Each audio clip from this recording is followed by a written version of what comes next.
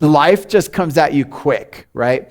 And it seems like there's always something going on, that we're always overwhelmed, that when we finish one thing, we get to the next thing. We finish work, but we still got to stop and make a deposit at the bank, or we still got to stop by the grocery store. We still have to figure out what's going on for dinner. We forgot to put the clothes in the dryer. Now they've been in the wash all day, and now they stink, right? And now we got to do it all over again. And there's always something going on, or one of your friends is going through something, or your work is stressful, or school has just kind of gotten the best of you. Wherever you're at in life, there is always something. You lost somebody, you lost a friend, you lost whatever that looks like.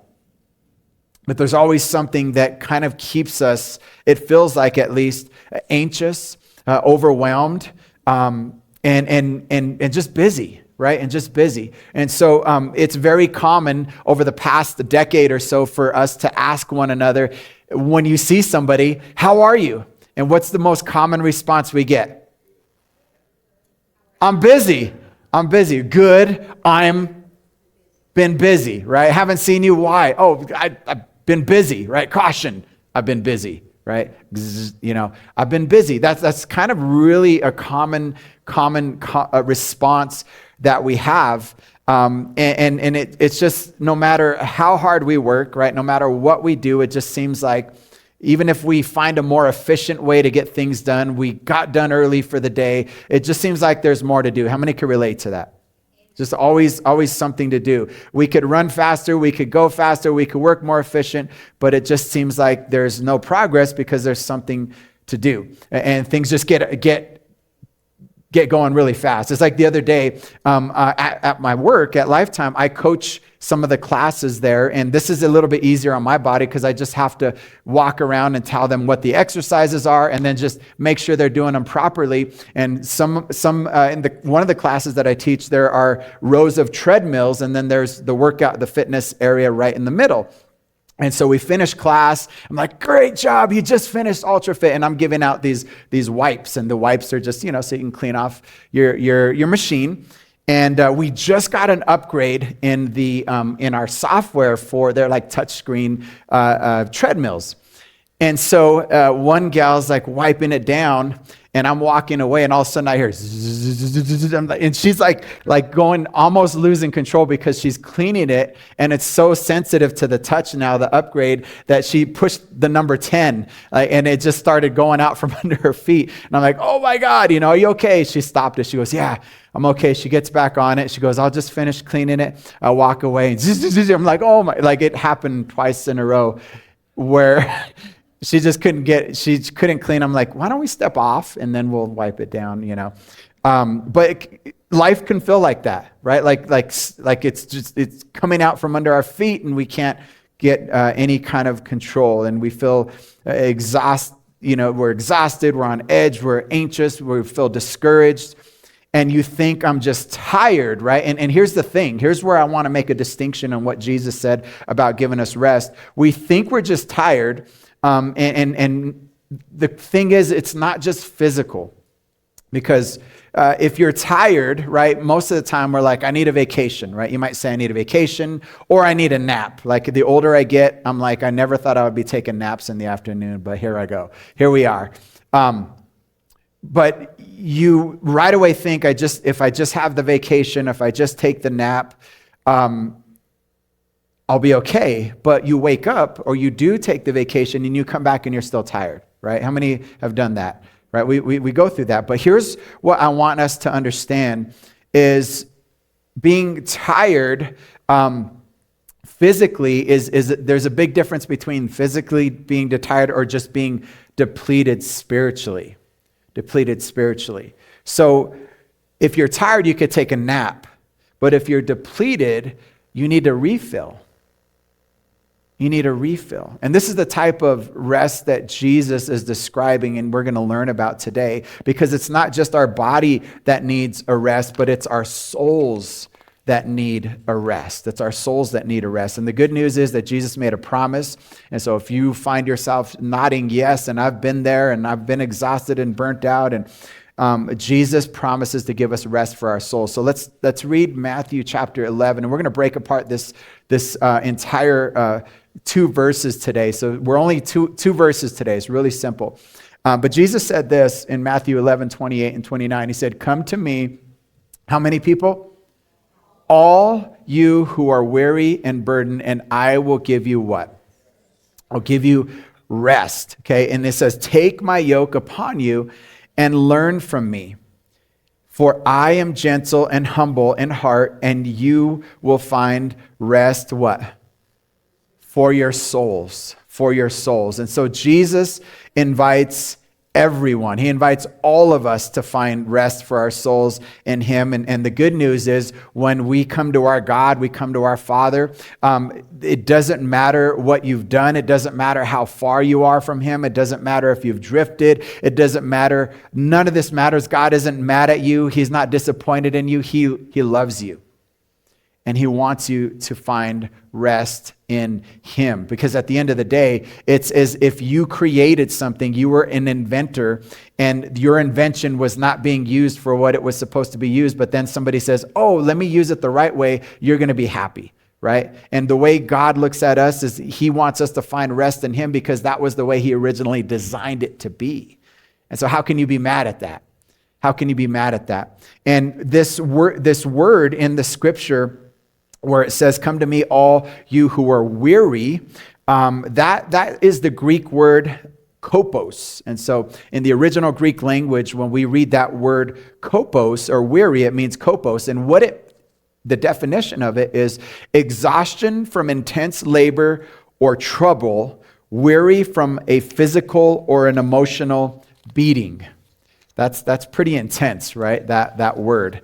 And it reminds me, in the Old Testament, if you remember the story when the Israelites were slaves, they were enslaved in Egypt under the Pharaoh, and they were told to just build things, right? And so the Israelites only had bricks to lay every day. I mean, this was really all the value they had. From sun up to sundown, they would make bricks, they would deliver bricks, they would stack bricks, and they would build bricks. So that's all they did. And this was physically exhausting. And again, this definition of kopos, exhaustion from intense labor or trouble, weary from a physical or emotional beating, right? And this was all their identity was wrapped up in. They had nothing. If you can imagine them being slaves, and for that day, their only conversation was probably, well, how many bricks did you get done today? How much did you get done? Because that was the only way they could find any kind of value, because that's all they had to do. That's all they were at. That's all they could do. They weren't allowed to do anything else. And so then it became kind of like how much work did you get done? How much work? And doesn't that kind of remind you of today?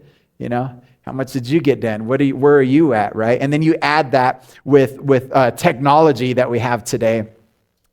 Despite all of our progress with technology, some of us and some people find their self-worth in how many likes they got, right? How much social media feedback they got. Maybe it is your work, what you did to try to impress somebody else. This is our version of our stack of bricks, the likes, the brand of maybe what you wear or where you went on vacation or whatever that might look like. There's different ways that we try to prove ourselves in our current world today, right? And it can get much like, in a different way, of course, they found their value in bricks. We find our value in different ways today, and we try to impress people. How many have ever unintentionally wanted to just let somebody know about something you did, right? And there's nothing wrong. There's nothing wrong with having success, right? Don't get me wrong. There's nothing wrong with completing a job or being, efficient, or there's nothing wrong with that. But the problem is when our identity is wrapped up in that, and we are hurt when we don't get what we want from that, or we don't get the acknowledgement from that, then that's where things really go the wrong direction. But the good news is, Jesus said, come to me. Don't worry about what the world says. Don't worry about the progress or lack thereof, or don't worry. Again, we're not saying don't be responsible, but we're saying we can't find our identity tied up in works in trying to please people and trying to please, there are stories of young men who their whole life, maybe they didn't know their father, and they're trying to, and they have maybe a distant relationship, and they just work, hoping that one day they'll get the call that their father said, I'm proud of you. And they never get it, right? Because they just need some kind of affirmation. And Jesus says, I will give that to you. I will give you rest. I am satisfied. I am more than happy with you. I'm excited for you. And again, if you're tired of being anxious and overwhelmed and making bricks, if you will, Jesus is saying, come to me. If you think you can't handle it, Jesus says, come to me. And not just physically, we get to sinking if we don't turn to him, but our soul shrinks when we don't come to him. And again, let me say that again. We're not just physically sinking when we don't rest in God, but our soul is shrinking when we don't find our rest in God. And Jesus says to come to me. When you can't do any more, when you're broken, when you need help, when you need hope, find rest in him. And so we have this beautiful picture of Jesus giving us rest. And then it gets a little weird, right? Have you ever noticed that the Bible gets a little weird sometimes? You're like, what's Exodus all about, right? Like, or not Exodus, what's Leviticus and Numbers? There's some weird stuff in the Bible, I'll admit. But here's one of them on this same scripture. If you're reading it with me in Matthew 11, the last part of 29, it says, take my yoke upon you and learn from me. Okay. And again, we've gone over these verses before, but a yoke is this wooden cross piece, and I have a picture of it. It's fastened over the neck of two animals. So over to the right, you see what it looks like, and then what it looks like with the two animals on. So it's attached to a plow or a cart, and what it is a work tool. It's a tool to get work done. And so if you remember what Jesus just said, take my yoke upon you and learn from me. You're like, all right, God, you're gonna put some device on me now, right? This is getting weird. But it's a work tool. And Jesus is basically inviting us to come alongside him and do things together with him. So that there's no such thing as a single yoke. There's no such thing as a work tool in this context that is done alone. And what Jesus is saying is, you're not alone. Don't do it alone. How many of us try to do it alone all the time? Right? We try to get things done on our own strength all the time. We try to accomplish the impossible on our own. I got this, and you don't. And Jesus is saying, find rest in me. We will work together and get this done. And as you know, when there are two, it's better than one. And when there's two, you get the work done a lot easier. Can I get an amen for that? Right? That's just what happens. You have help. You have rest for your soul. And not only does Jesus offer rest for our soul, but he's, with this picture that he's given us, this illustration, he's saying, I'm right next to you. We're sharing the load. You don't have to carry it on your own. So many of us carry unnecessary burdens, unnecessary stress, unnecessary anxiety, unnecessary guilt, unnecessary, you name it. Go down the list. And Jesus is saying, I'm with you. You don't need to carry all that. Let me give you some rest from that. And he's inviting us to a different pace. A pace that doesn't burn us out. A pace that reminds us he's next to us. A pace that is half as light because he's helping us. The rain sounds beautiful outside, right? Don't fall asleep now, because some of y'all like to, I like, it's just, it's so peaceful when it's raining. We don't often hear, if you're online, we don't often hear the rain coming through outside, hearing it on the inside. It's beautiful. But Jesus says to believe his truth and live his way, just like Jesus lived. Now, you might be thinking, right? And again, you would be right to think so. You might be saying, well, Jesus wasn't a single mom working 2 jobs for my kids, or Jesus doesn't have student loan debt, or Jesus doesn't work for my boss. Like my boss is hello, right? And that's fair to think that, but Jesus also had a really big assignment when he was here on the earth. He was born of the Virgin Mary. He lived a perfect life. He died for the sins of the world. And here's the thing that I find interesting about the life of Jesus, that we could learn from, and what he's really trying to get us to understand here, was that Jesus was busy, but he was never rushed. In other words, Jesus had a lot to get done while he was here on this earth. But he always found time to disconnect from the crowd when you read through Matthew, Mark, Luke, and John, and take time away to pray with the Father. Like he would go in the morning, get away from the crowds, even though he had this big assignment. He would have long meals with people that were close to him. He would have deep conversations with his disciples. He would stop and listen to people while they were just crowding him. He loved the hurting. He would try to heal as many people as he could. And even though he was busy, he was never rushed. Have you ever noticed that? Like he's walking, remember he's walking through the crowds, and the woman who had been bleeding for years touched his garment, right? And he's like, wait a minute, who touched me, right? And he stopped. And he made time for a woman who was desperately seeking him, desperately seeking healing, desperately seeking the Savior. And even though God is at work at all times, and that God is fully in control of this universe, and he's fully in control of this world and everything that happens, he still has time for you every moment of the day, every second of the day. He's never too busy for you. Isn't that beautiful about how God, and that's what distinguishes a creator from a creation. We can't do that. You can't be in all places at one time. You can't save the world on your own, but we have a God who can be at all places, at all times, and be with you morning, night, day, noon, whenever it is. He is there for you. And so he made time for people, and he says, come. When you can't do it anymore, come to me.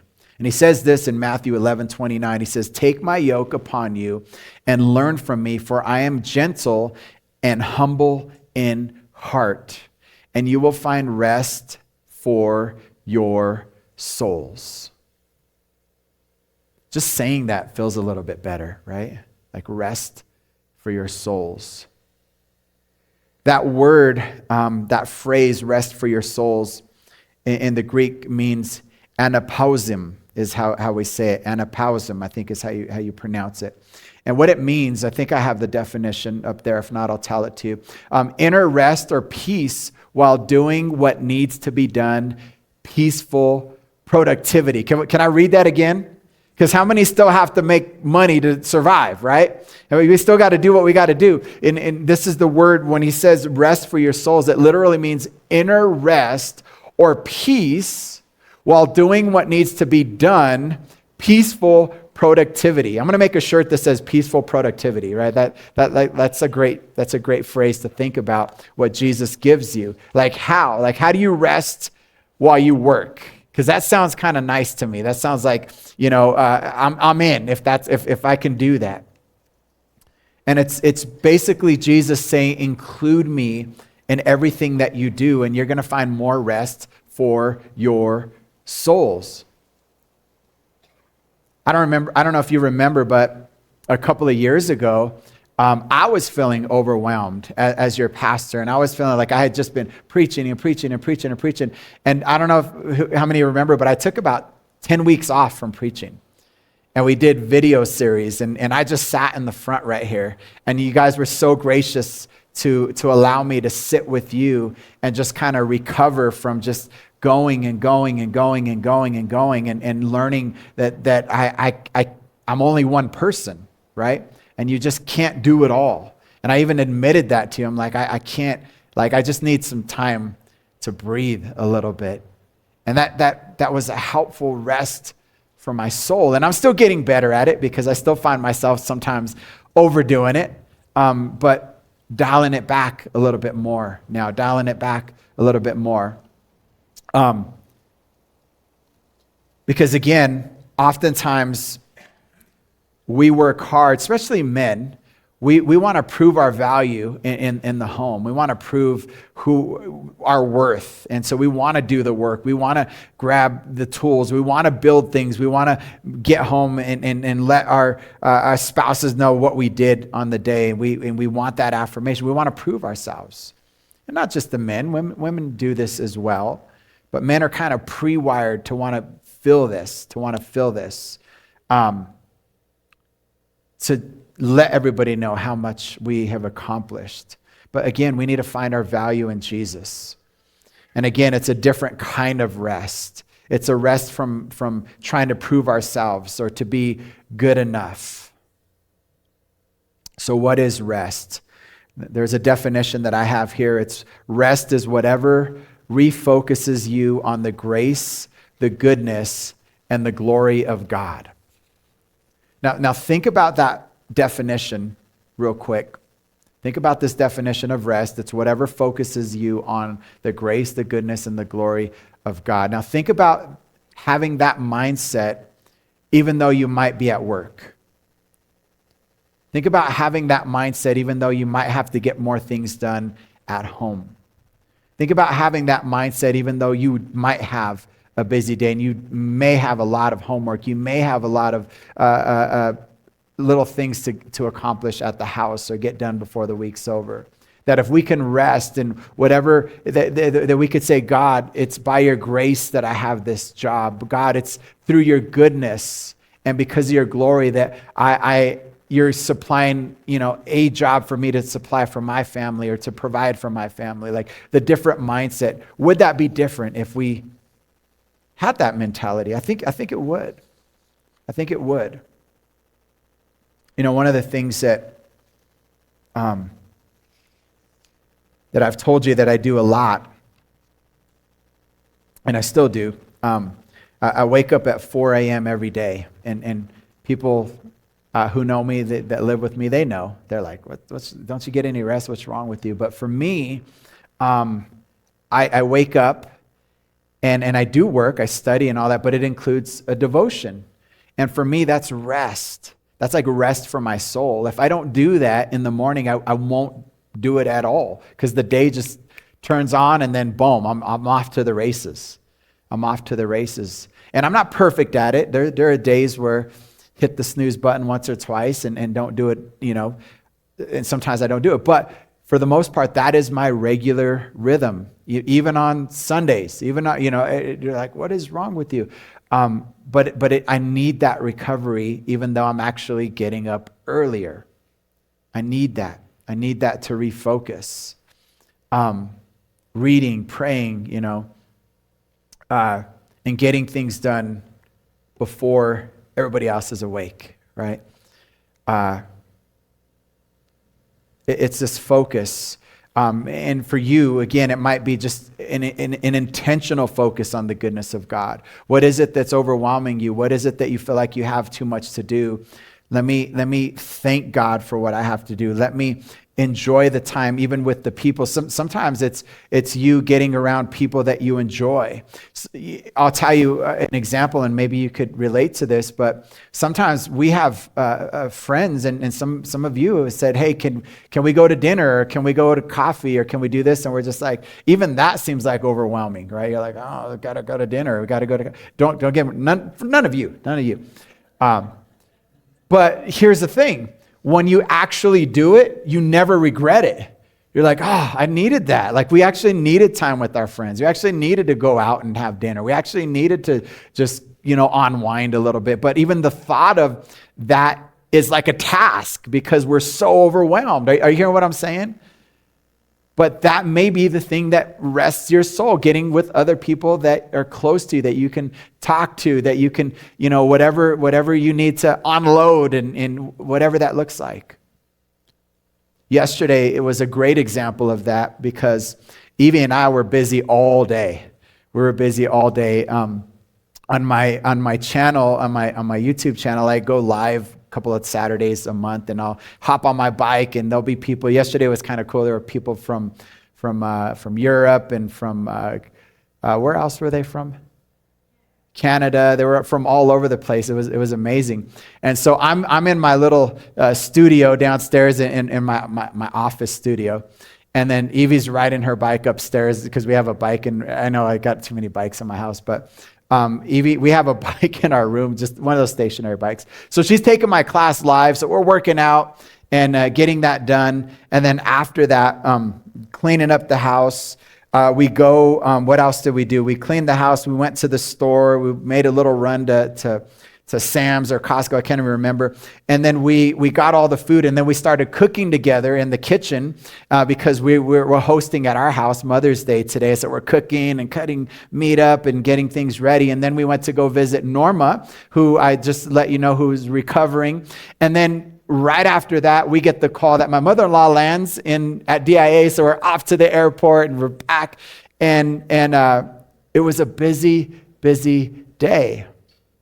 But I remember on our way to the airport, I tell Evie, I said, I love hanging out with you. I love hanging out with you. And then later that day, she, we're like exhausted, falling asleep, and we're lying down, and she goes, thank you for being my partner in crime, She said, I'm like, do we do something wrong today? like, do we commit a crime? No, but it was just like, it was an acknowledgement of one of those things where we were finding rest for our souls while we were working, while we were busy, while we were getting things done. We were enjoying one another's company, and maybe that's what you need to do. Maybe those are the days that you might need. Because that energized me. That was like, yes, like I got to spend the whole day with her. It was amazing. It was amazing. And so think about these things. Think about how Jesus offers rest for your souls and how much of a blessing that could be. Because he does offer rest in his love. He offers forgiveness because of his grace. He offers this promise to give us rest, and he's faithful. And he promises even to empower us with power that we supernatural power that God just gives us. Like, I don't know how I got it done, but I did. And again, so if you're tired of the grind, tired of the stress, tired of being miserable, Jesus says to come to me and I will give you rest. Listen, we have to get things done, right? We have to accomplish things and provide and work. But maybe we just think about it a little bit differently as we include Jesus in all of our plans moving forward. What do you think, church? Amen. Can we stand?